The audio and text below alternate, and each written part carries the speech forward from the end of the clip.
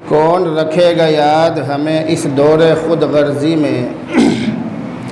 کون رکھے گا یاد ہمیں اس دور خود غرضی میں، حالات ایسے ہیں کہ لوگوں کو خدا یاد نہیں، ہم کون ہیں کیا ہیں بخدا یاد نہیں، ہم کون ہیں کیا ہیں بخدا یاد نہیں، اپنے اسلاف کی کوئی بھی ادا یاد نہیں، ہے اگر یاد تو کافر کے ترانے ہی بس، ہے اگر یاد تو کافر کے ترانے ہی بس، ہے اگر نہیں یاد تو مسجد کی صدا یاد نہیں۔ عزیزان گرامی، بزرگوں اور دوستوں اور دینی بھائیوں، آج رمضان المبارک کا چوتھا اور آخری جمعہ ہے۔ اس جمعے کو ہمارے یہاں الوداع کے جمعے کے نام سے یاد کرتے ہیں۔ ویسے چاروں طرف کے جو حالات ہیں ان حالات کو دیکھتے ہوئے ذہن میں یہ بات آئی کہ آج بیان ملتوی کر کے نماز کو اول وقت میں کر دیا جائے، لیکن شکیل فاروقی صاحب اور عارف انصاری صاحب سے نماز سے پہلے ہی بات ہو گئی تھی، تو انہوں نے کہا کہ بیان بھی ہوگا اور نماز بھی اپنے وقت پر ہوگی۔ اس لیے ان حضرات کی کوشش سے اور ان کی فرمائش کی وجہ سے میں نے بغیر کسی ارادے کے میں یہاں پر بیٹھ گیا۔ ذہن میں کچھ بھی بات نہیں ہے، جو باتیں ذہن میں آئیں گی میں آپ کو بتلاتا رہوں گا۔ یہ جو جمعہ ہے یہ رمضان المبارک کا چوتھا اور آخری جمعہ ہے۔ اس جمعے کو ہمارے یہاں الوداع کا جمعہ بھی کہتے ہیں۔ الوداع کا جمعہ اس لیے کہتے ہیں کہ یہ رمضان کا آخری جمعہ ہے، یعنی اس کے بعد جمعہ نہیں آئے گا۔ اس کے بعد جو رمضان کا جمعہ آئے گا وہ اگلی سال آئے گا، اس سال نہیں آئے گا، تو آخری جمعے کی وجہ سے اس کو الوداع کا جمعہ کہتے ہیں۔ لیکن اس جمعے کے بارے میں ہمارے یہاں پر بہت ساری چیزیں ایسی پھیلی ہوئی ہیں کہ جن کا مذہب اسلام میں کوئی تصور نہیں ہے، مذہب اسلام کے اندر وہ چیزیں نہیں ہیں۔ جیسے آج کے بارے میں بہت سے لوگوں کے ذہنوں میں یہ بات ہے کہ اگر کسی نے آج کے دن 4 رکعت نماز پڑھ لی تو اس کی پچھلی ساری قضا نمازیں معاف ہو جائیں گی، چاہے 700 سال کی نمازیں ہوں وہ بھی معاف ہو جائیں گی۔ اس طرح کا میسیج یوٹیوب پر اور فیس بک وغیرہ پر، واٹس ایپ پر بہت زیادہ وائرل ہو رہا ہے، جبکہ اس طرح کی کوئی بات مذہبی اسلام کے اندر نہیں ہے۔ لوگ میسیج اپنی طرف سے بناتے ہیں اور نیچے جھوٹا حدیث کا نام لکھ دیتے ہیں کہ یہ چیز فلاں حدیث کے اندر ہے، حالانکہ وہ چیز حدیث کے اندر ہوتی نہیں ہے۔ کتابوں کے اندر اس طرح کی کوئی حدیث نہیں ہوتی ہے، لیکن لوگ اپنی طرف سے الٹی سیدھی باتیں لکھتے ہیں اور پھر اس کو حدیث کا نام دیتے ہیں۔ تو جو نماز میں نے آپ کو بتلائی ہے اس طرح کی کوئی نماز حدیث کی کتابوں میں نہیں ہے، یہ چیز اللہ کے نبی پر سراسر بہتان اور الزام ہے۔ یہ جو جمعہ ہے آج کا جمعہ، الوداع کا جمعہ،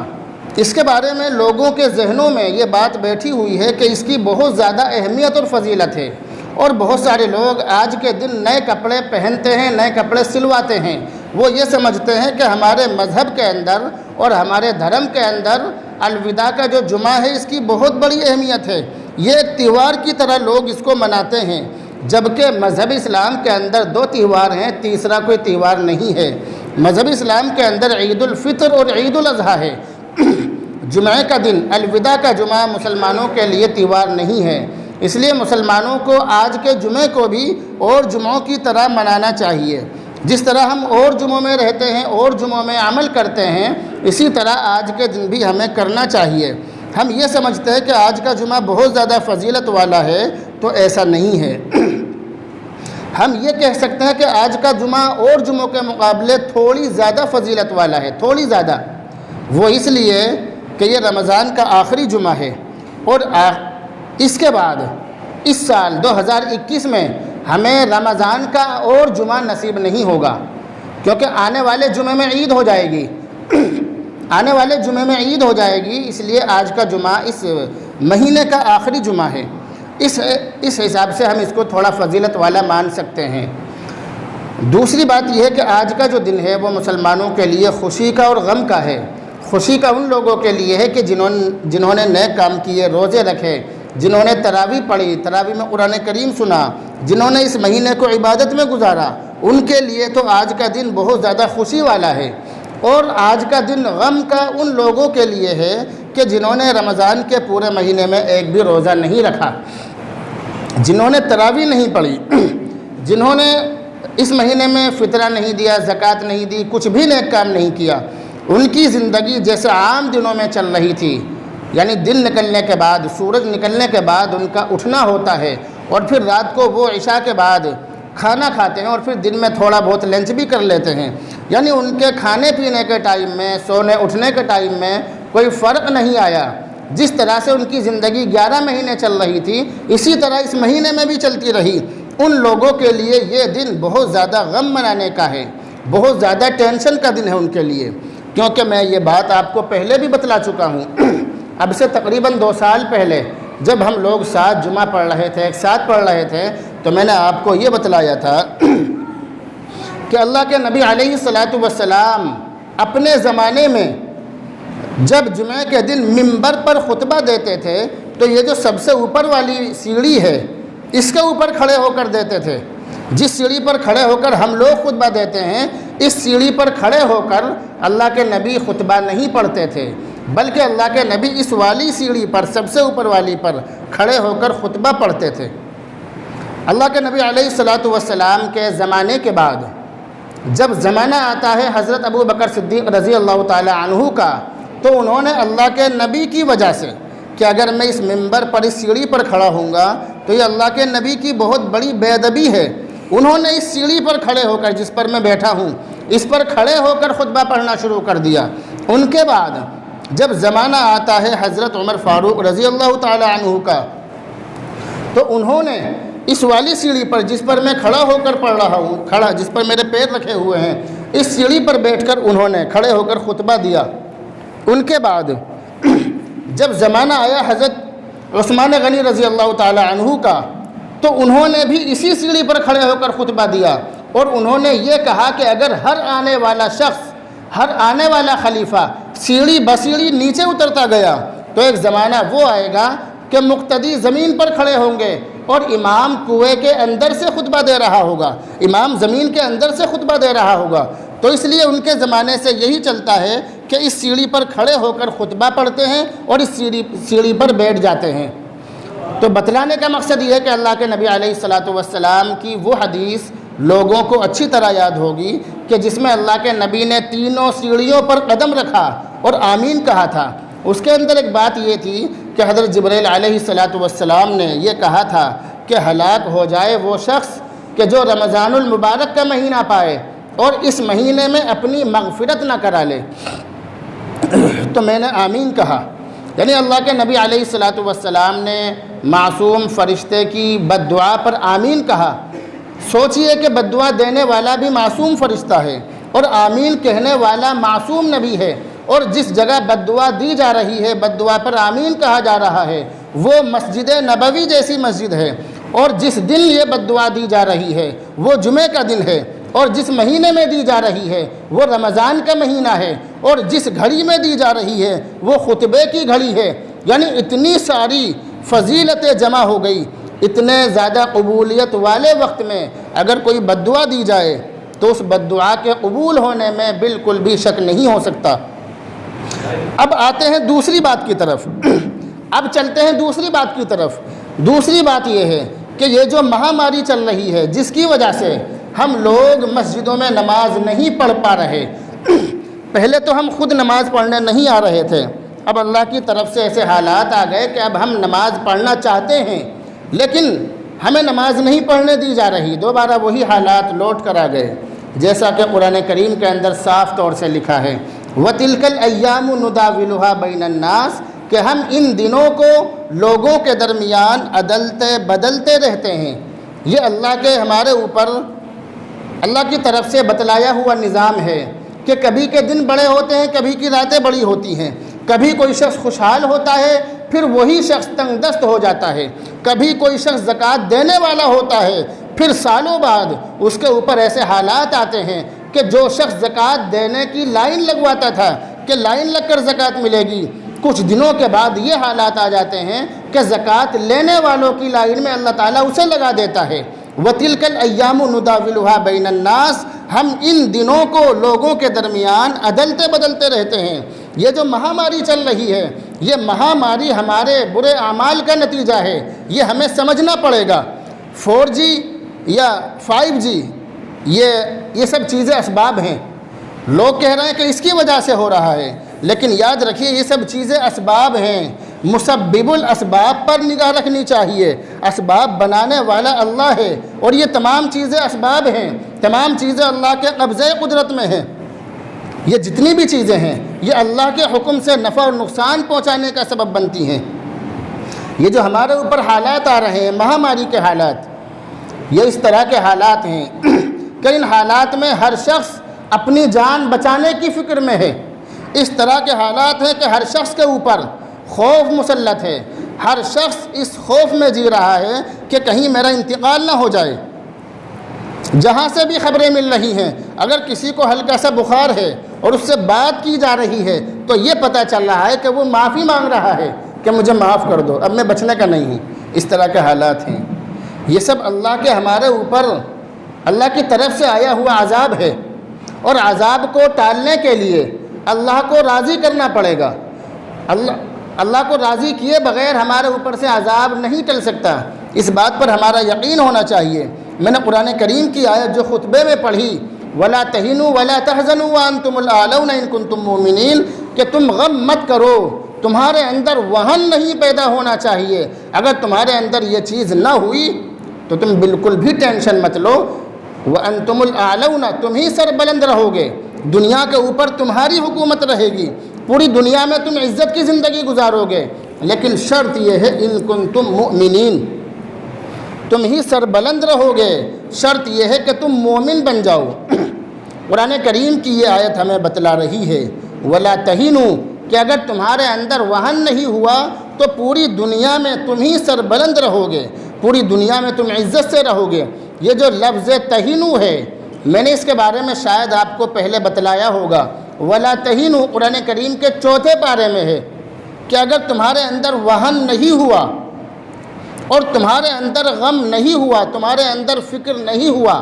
دشمن کا ڈر نہیں ہوا، تو تم سربلند رہو گے، پوری دنیا میں تم عزت سے رہو گے، دنیا کی کوئی طاقت تمہیں ذلیل نہیں کر سکتی۔ تو یہ جو قرآن کریم کی آیت ہے، قرآن کریم کی آیت کا جو لفظ اور ٹکڑا ہے، ہمیں اس کو سمجھنا پڑے گا کہ یہ ہمیں کیا سبق دے رہا ہے۔ اس کے بارے میں اللہ کے نبی علیہ الصلوۃ والسلام نے ایک حدیث کے اندر صحابہ کرام سے ارشاد فرمایا تھا کہ اگر تمہارے اندر وہن پیدا ہو جائے گا تو پھر تم کتنے ہی زیادہ ہو جاؤ، دنیا کے اندر تمہاری حیثیت پانی کے تنکوں سے زیادہ نہیں ہوگی۔ جس طرح پانی کے اوپر تنکے ہوتے ہیں جن کا اپنا کوئی وجود نہیں ہوتا، پانی جدھر کو چلے ان تنکوں کو ادھر کو ہی جانا پڑتا ہے، اسی طرح اگر دنیا کے اندر مسلمانوں کے دلوں کے اندر وہن پیدا ہو جائے گا تو پوری دنیا کے اندر چاہے کتنے ہی مسلمان ہو جائیں، ان کی کوئی حیثیت نہیں ہوگی، ان کا کوئی وجود نہیں ہوگا، وہ پانی کے تنکوں کی طرح ان کو جدھر کو ہکا دیا جائے گا وہ ادھر کو ہی ہک جائیں گے، جدھر کو چلایا جائے گا ادھر کو چلے جائیں گے۔ یہ وہن کیا چیز ہے؟ اللہ کے نبی سے صحابہ کرام نے معلوم کیا، جیسے آپ میرا منہ دیکھ کر یہ چاہ رہے ہیں کہ میں آپ کو یہ بتاؤں کہ یہ وہن کیا چیز ہے، ایسے ہی صحابہ کرام اللہ کے نبی کے پیارے چہرے کو دیکھ رہے تھے اور اللہ کے نبی سے یہ معلوم کر رہے تھے وَمَا الْوَهْنُ یا رسول اللہ، اے اللہ کے نبی یہ وہن کیا چیز ہے؟ تو اللہ کے نبی نے ارشاد فرمایا تھا حب الدنیا و کراہیت الموت، دنیا کی محبت اور موت سے نفرت اگر مسلمانوں کے اندر پیدا ہو جائے گی تو پھر دنیا کے اندر چاہے کتنے ہی مسلمان پیدا ہو جائیں، دنیا کے اندر چاہے کتنے ہی مسلمان موجود ہوں، اس وقت ان مسلمانوں کی کوئی حیثیت نہیں ہوگی۔ اور آج یہی حال ہے۔ آج کے زمانے میں اتنا ڈر حکومت کا نہیں ہے جتنا ڈر بیمار شخص کو موت کا ہے کہ میرا انتقال نہ ہو جائے، میں مر نہ جاؤں، میری وفات نہ ہو جائے۔ ہر شخص کو موت کا فکر سوار ہے، ہر شخص اسی خوف اور سائے میں زندگی گزار رہا ہے، ورنہ مومن کا یہ حال ہونا چاہیے کہ مومن موت کے لیے ہر وقت تیار رہنا چاہیے کہ کبھی بھی موت آ جائے، میں ہر وقت موت کے لیے تیار ہوں۔ ابھی تقریباً ایک ہفتہ پہلے یعنی سنیچر کے دن ہمارے جو طاہر بھائی ہیں، طاہر اوپر نیوز والے، ان کی بہن کا انتقال ہوا، تو وہاں پر ہمارا جانا ہوا غازی آباد، تو وہاں پر ہمیں ایک بہت بڑی عبرت حاصل ہوئی وہاں پر بھی، اور یہاں بھی ہمیں بہت سارے جنازوں میں جانا پڑا، تو ایک چیز کی عبرت بہت حاصل ہوئی، اور شاید میں نے اس چیز کے بارے میں آپ سے شیئر نہیں کیا، آپ سے بتلایا نہیں۔ بات یہ ہے کہ ہر نوجوان کو، ہر مسلمان کو ہر وقت غسل کر کے تیار رہنا چاہیے۔ یہ بڑی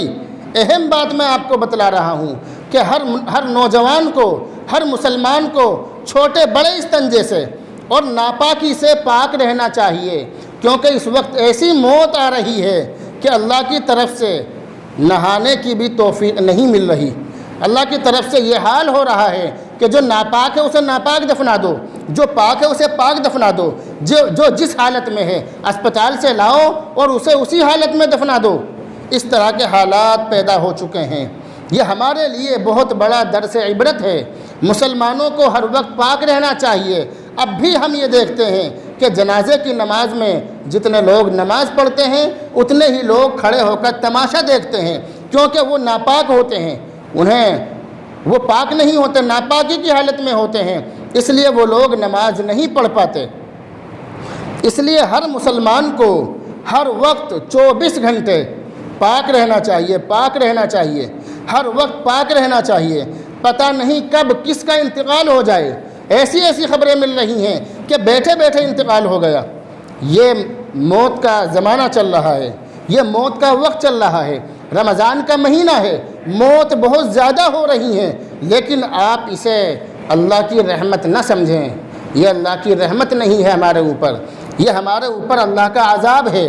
اس کے بارے میں حضرت مولانا اشرف علی صاحب تھانوی رحمۃ اللہ علیہ نے یہ ارشاد فرمایا کہ جب مسلمانوں پر ایسی بیماری مسلط ہو جائے کہ جس میں ان کے یہاں دمادم جلدی جلدی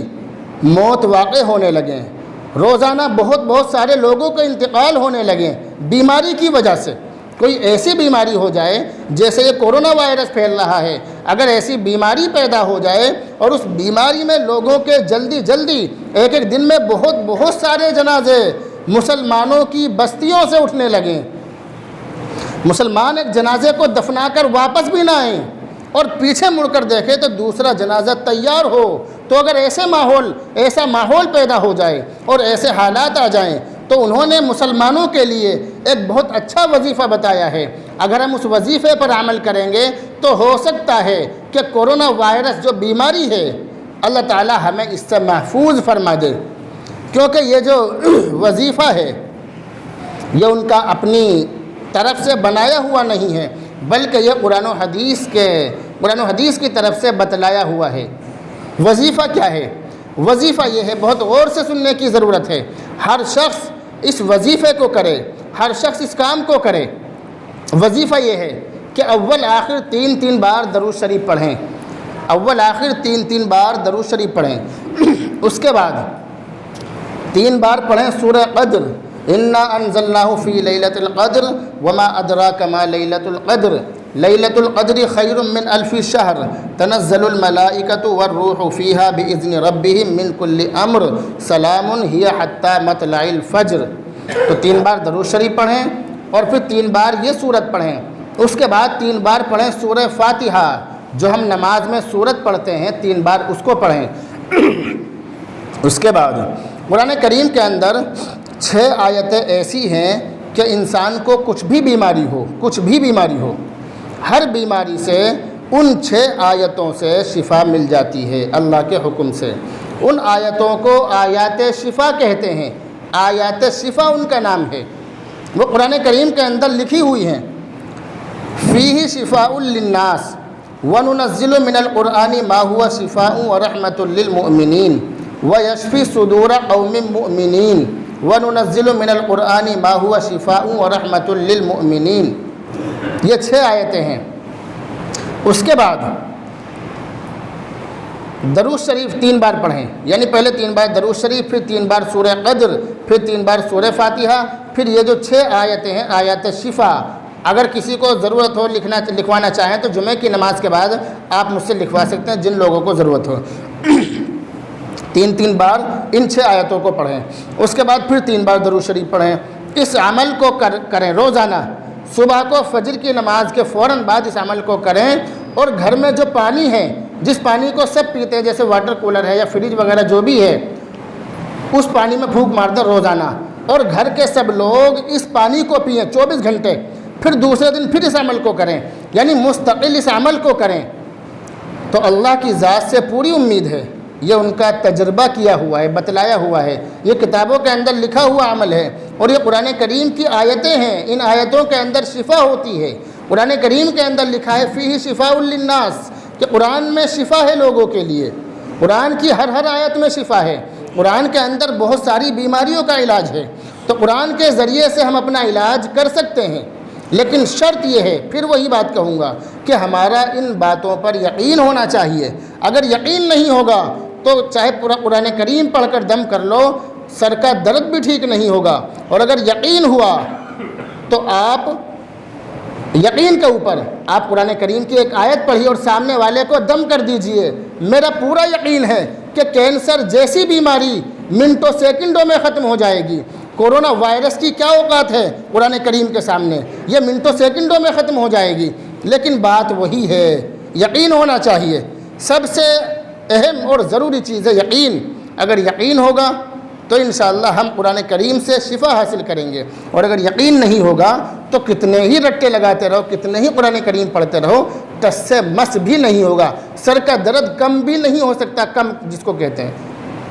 تو اصل چیز ہے یقین۔ جو بھی باتیں بتلائی جاتی ہیں ان تمام باتوں پر ہمارا یقین ہونا چاہیے۔ اللہ رب العزت سے دعا کرتے ہیں اللہ رب العزت عمل کی توفیق عطا فرمائے۔